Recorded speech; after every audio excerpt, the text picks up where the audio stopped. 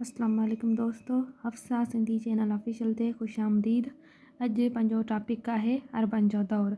पाण कुझु दौर जेके आहिनि पहिरियां पढ़ी आया आहियूं। अरबन जो दौरु पंहिंजो रहिजी वियो, जेको पाण अॼु पढ़ंदासीं। त मूं उन बाबति उनजी तारीख़ बाबति कुझु मेन पॉइंटूं लिखियूं आहिनि, त छो त पाण खे पढ़ूं शुरू कयूं। त अरबन जो दौरु जेको पाण खे मिले थो 711 खां 711 या 12 ईस्वी खां शुरू थियो ऐं 1050 में ख़तमु थियो।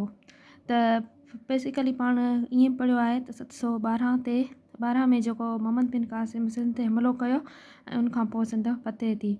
जॾहिं त डॉक्टर अब्दुल जेको आहे मेमून अब्दुल मजीद सिंधी अदब जे तनक़ीदी अभ्यास में लिखियो आहे त मोहम्मद बिन क़ासिम सिंध 712 ईस्वी 92 हिजरी में फतह कई। त पोइ ॿई पाण खे ज़हन में हुजनि 712 या 711 या 12 इन में जेको आहे अरबन सिंध फतह कई। ऐं जेका सदी हुई उहा हुई 8वीं सदी ईस्वी खां अरबन जो दौरु शुरू थिए थो। अरबन मोहम्मद बिन क़ासिम जी सुबह सालारी में सिंध खे फतह कयो। पाण खां ईअं पुछी सघनि था जेको पेपर में त बाबा अरबन जेको आहे कंहिंजे सुबह सालारी में सिंध फतह कई, त उहा मोहम्मद बिन क़ासिम हुआ।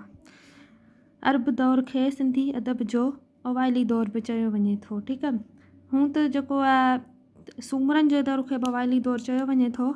त जॾहिं त अरबन जो दौरु बेसिकली पाण खे शयूं तमामु घटि थी मिलनि, अदब ज़ाहिर उन में बि हूंदो, उन खां पहिरीं बि हूंदो, पर जॾहिं त ज़बान अरबी हुई अरबन जे जेको दौर में सिंधी ज़बान ते अरबी ज़बान हावी थी चुकी हुई, त तॾहिं बि असांखे कुझु जेको आहे अवाइली दौरु बि हिनखे चई सघूं था। ठीकु आहे, हिन दौर में सिंध जी दफ़्तरी ज़बान अरबी हुई, जेका सिंधी ॿोली ते हावी थी चुकी हुई। त साॻी इहा ई ॻाल्हि आहे त जेका हुई अरबायात ज़ाहिर जेके हुकुमरान ईंदा हुआ पंहिंजी ॿोली बि खणी ईंदा हुआ, ऐं अरबन बि जेको पंहिंजी ॿोली ॻाल्हाई सिंधी ॿोली ते उहा पूरी तरह हावी थी चुकी हुई। उनखां पोइ पॉइंट आहे हिन दौर में क़ुरान शरीफ़ जो सिंधी में तर्जुमो थियो, जेको अरब रियासत मंसूरा जे आलिम उत्तर सिंध जे हिकु हिंदू राजा जे चवण ते क़ुरान शरीफ़ जो सिंधी ज़बान में तर्जुमो कयो। ठीकु आहे, त क़ुरान शरीफ़ जो जेको सिंधी में तर्जुमो थियो उहो बि अरबन जे दौर में थियो। उनखां पोइ चऊं था अरबन जे दौर में शहर जो हिकु नमूनो मिले थो। त पाण खां जेको ॾिसो पेपरनि में किथे पुछनि त बाबा शहर भला को समन जे दौर में मिले थो, सूमरनि जे दौर में मिले थो, या कि जेको आहे हुन में अरबन जे दौर में मिले थो। त अरबन जे दौर में फ़क़ति हिकु शहर मिले थो, जेको हीअ आहे अरबी ॿोली में अरह असरह ककर के करह मंदर। इहो हिकु शहर मिले थो हिनजे अरबन जे दौर में। ऐं जेका शाइरी जी जेका बाक़ाइदा शुरूआत थी हुई उहा सूमरनि जे दौर में थी हुई। सूमरनि जे दौर में जेको पाण पढ़ी आयासीं त गा जी सूरत में गिना जी सूरत में जेके शाइर जी सूरत में जेको आहे शाइरी जी शुरूआत थी चुकी हुई। सिंध में अरबन सभ खां अवल ठठे शहर खे तख़्तगाह बणायो, जेको माणक अरब जो सिंधी आलिम हो, जे सिंधी किताबनि जा अरबी में तर्जुमो कया। ठीकु आहे, त माणक रुॻी सिर्फ़ु हिकु नालो अचे थो त अरब जो सिंधी आलिम हो, जंहिं सिंधी किताबनि जा अरबी में तर्जुमो कया। ऐं इहा ॻाल्हि जेको तव्हां यादि रखिजो त तर्जुमनि जो दौरु जेको आहे उहो अरबन जे दौर खे बि चयो वेंदो आहे।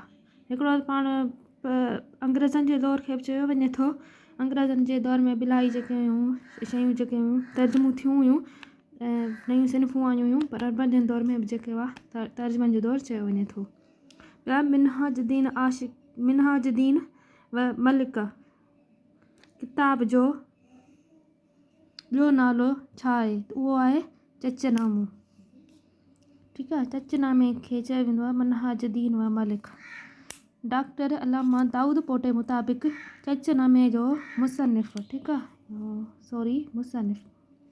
मुसनिफ़ ख्वाजा इमाम इब्राहिम ऐं तर्जुमेनिगार अली कोफ़ी हो।